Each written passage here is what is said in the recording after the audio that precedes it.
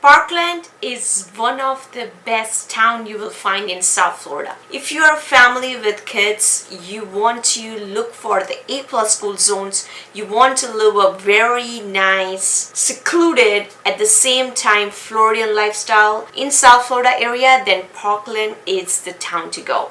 And in this video, I'm going to break down the comparison of Parkland neighborhoods, and we will kind of go more deeper into, I will share my screen and try to walk you through on a map also, and let's compare what are the pros and cons which I find, living here locally.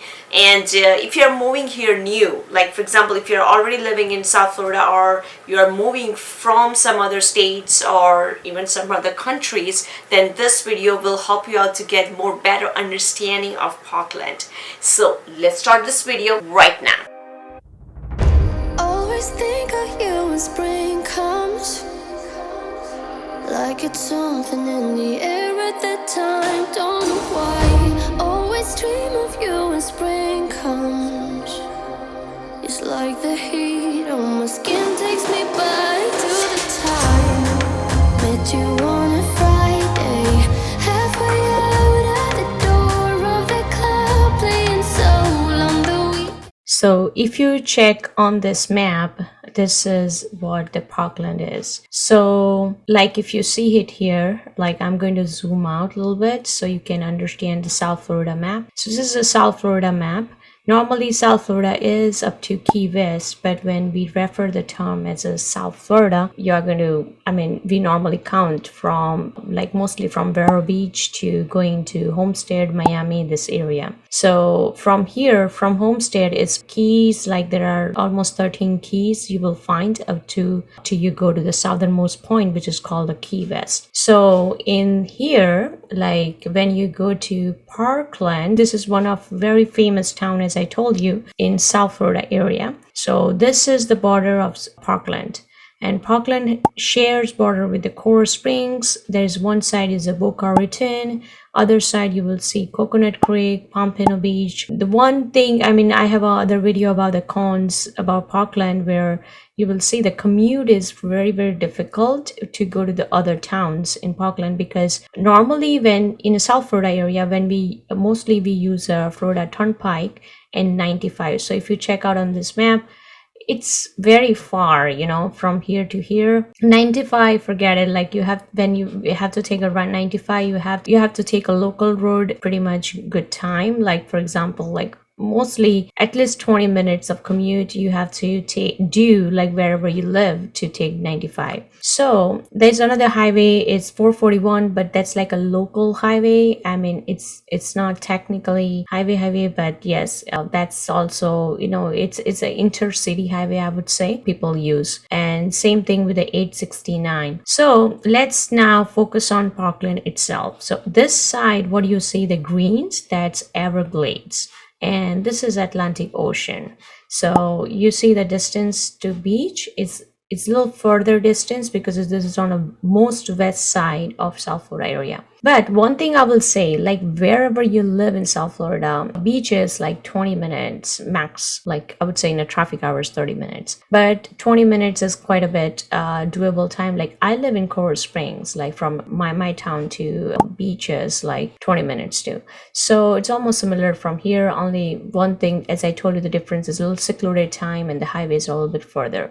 So before we go more deeper into the Parkland neighborhood, so let me give you overview of Parkland City. So this beautiful town is located on the west side of Broward County. It's actually on the topmost border, I would say, and after that the Palm Beach County it starts. It shares the border between Boca and Parkland, and that's also very much plus point, because Boca is another beautiful city you will find, especially you want to live near to beach and the little bit of luxury lifestyle you want to share. So Parkland and Boca is kind of sharing the same border. So even though you live in Parkland, you can share. The commute to Boca is pretty easy. So that's one of the pro if you are living in Parkland. The best thing about Parkland is all schools in Parkland is A+ school zone. So wherever you live, you do not have to worry about the schools, and that's why many families they fight to live in Parkland. And whoever lives there, they are like very long-term residents there. Like people people doesn't leave Parkland unless they have to leave for, the work reasons or some other reasons. Recently in COVID, we have observed like many people downsizing, just voluntarily because they want to get advantage of the market, and because the Parkland prices, real estate prices are amazing. They got a bump up like almost 30 to 35% in the numbers in just 1 year, which is crazy. And no matter what, even before COVID also, Parkland has been a famous town among locals and also people moving from other states. And if you want to know more in detail about this city, like why you should live there or what are even the negatives of to live in Parkland, I have some specific videos. I'm going to post the links here on the video, on this particular video, so try to check out those, and also comment me below if you are living in Parkland, or maybe you have done research about Parkland. You can comment me below why you love Parkland or why you do not love Parkland. I would love to know your opinions. And if you find this whole video very helpful, make sure you smash that like button. That will really help me out. So my number one favorite community neighborhood is Watercrest. Watercrest, one of very famous because this is one of the new community, and it's I would say it's a new, but it's 100% built right now. So especially in a COVID time, we have seen very low inventory. So builders are really taking advantage of having those low inventory. But when these houses are already built, mostly you get the resale houses, but at the same time, those are new houses. Those are built after 2016. So most of the houses are very brand new. So if you see, as its name sounds, Watercrest, they have a big lake, like huge lake actually, trust me. As soon as you enter, you see that lake, and it's most of the houses are on lake. So if you see on a map, so this whole border, if you see, they share huge lake, and these are all $1 million plus houses. And inside, like, you do have a one row, like, which is going like outside of the border. Those do not have a lake, but they do have a private yard, and there are a lot of greenery in Watercrest. So one thing I would say, comparatively, you will find lakefront property easily in Watercrest. Another thing I want to show you in the map is the size of community. This is not too huge or not too small. So they do have a two gates to enter in. This is one of the road. This road is getting expanded right now. It's Okeechobee, and it's going to be a little bigger road and more busy road now. So it says once this is more developed, these prices will bump up more. Because there's a lot of this road mainly, for the commute, it's going to be used a lot. Another thing I would say, another entrance actually you will find on this side, which is very close to, you will find the other communities like a Heron Bay, Miralago. So basically it has the two entrances, so it doesn't make it too crowded. They have a beautiful clubhouse also. Let me show you. This is a clubhouse. So clubhouse has tennis courts, basketball court, and also the beautiful view. Like, look at the huge lake view you can have if you're in a clubhouse of Watercrest. And this is one of my favorite clubhouse in Parkland. If you're looking to live somewhere where you have a resort style living, definitely the Watercrest has this kind of clubhouse. One of the negative, I would say, if you're living in this community is look at the commute. Like, you only have a local roads around. Once this one, Okeechobee, gets like bigger and more developed, then probably it's easier to go one town to another town. But inside town, like for example for schools, it's a little bit like further. So this is further west, I would say. And look at this. This is one of the very famous high school. It's called Marjorie Stoneman Douglas High School. So the commute from here to here it's long. So there is a bus services, you will like a school bus services you will have. I'm just trying to kind of put this in attention. Is like commute will be a little bit more, and you do feel like you are living in a little bit of secluded area. And also for commercial, like if you see on this map, like you will hardly see any commercial buildings around. This is all residential. This is all residential where my cursor is moving. This is all residential. You do find the parks, like just in a few mile distance, you do find like a parks, like this is a Pine Trail Park. They do have a beautiful amphitheater. A lot of activity city does on in this park. This is one of the very, very famous park. So but if you see the commercial, I'm sorry, commercial like stores and stuff, that's not too close. Like you do have to drive around like at least 15 to 20, 15 minutes, I would say 10-15 minutes to go to any of the grocery stores or any shopping areas.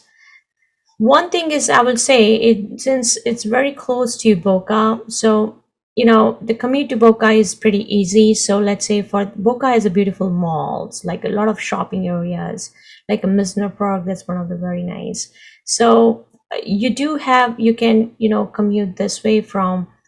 It's easier to commute from here to going to Boca, but inside city is a little bit like they have a very, very strict commercial zone, and it's not in Parkland. No matter what, it's a little bit difficult to find the shopping areas very close by.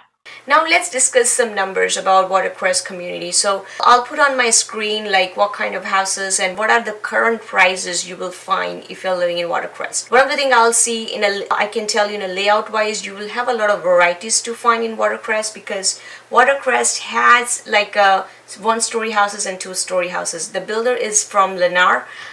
Majority of a builder in especially like developer is Lennar in Parkland, but there are some other builders also. You will find like a Sissy Homes or Palte Homes, or even like a Toll Brothers also is there.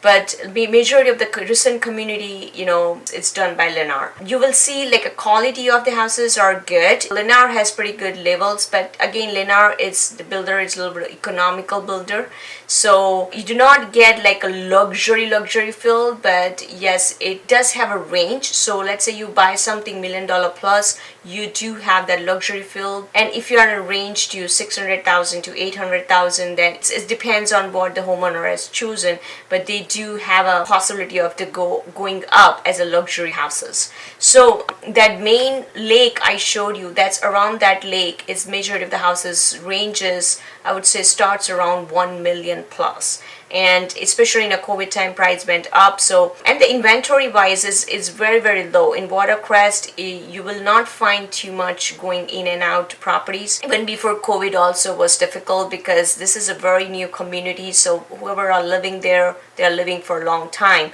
and it's not going to change. It's a less probability of them changing like houses at this moment. Another thing I would say about the layout is like there are very nice good layouts I've seen, like a two-story layouts if you're interested, like very high ceiling, and like even a front is beautiful with the stone look. So I'm going to put some pictures and a particular model name so you get an understanding what Watercrest offers as a houses wise. Another thing I will say, this is a little bit of con I would say, because in a Watercrest you will find like a lot sizes are not too bigger, unless it's one of those on a lakes, because the lot size average is like around 6,000 square foot to, I would say, maximum like 9,000 I've seen. In one of those bigger houses, then you may see like 12,000 or 16,000 square foot lots. So it's a huge difference in the lot sizes. Even though house builds are newer, you may feel houses are falling on each other. You may not have very clear privacy if you're living in one of those houses. However, many people, like most of them, they do the ficus fences. So through like a tree fence, that's what you give a privacy to yourself. And it is possible, like the HOA allows those things, and HOA is pretty cool there. HOA numbers, I guess, right now in 2021 is next to $500. That's one of the higher range of HOA you will find in Parkland. Another thing, as I told you, the clubhouse wise, you will have a great clubhouse, because some of the clubhouse in Parkland community neighborhoods, they do not have a huge lake view, even though those are resort style, like a pool and like tennis courts and all possible things you have. have, but the view you may not have. So Watercrest has that biggest benefit because their lake is huge.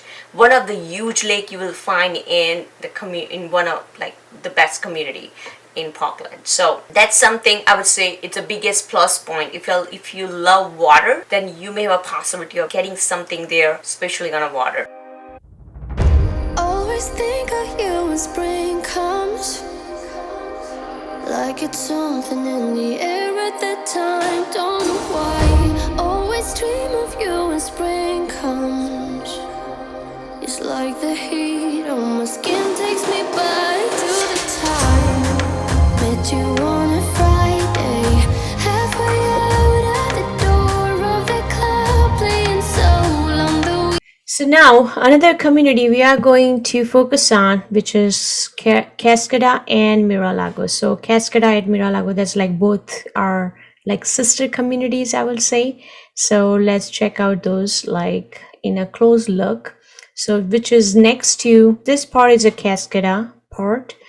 So this is very close to Watercrest. It's on the same street, and this is one of another newer community. So Watercrest and Cascada kind of running on the same time, but the Cascada is more newer than Watercrest. So you may find very brand new houses, like if you even built around 2018, 2019. Last couple of houses, model houses, was sold in 2020. So that's how new Cascada is. So you may not now the builder office is gone from there. Like till last year they had a couple of lots left out, but now anymore it's everything sold out, including model houses. So I guess Google Map is not updated, so you will see the empty lots here, but it's right now it's no more. So anyways, another part I would like to show you is Miralago community. So this is Miralago basically.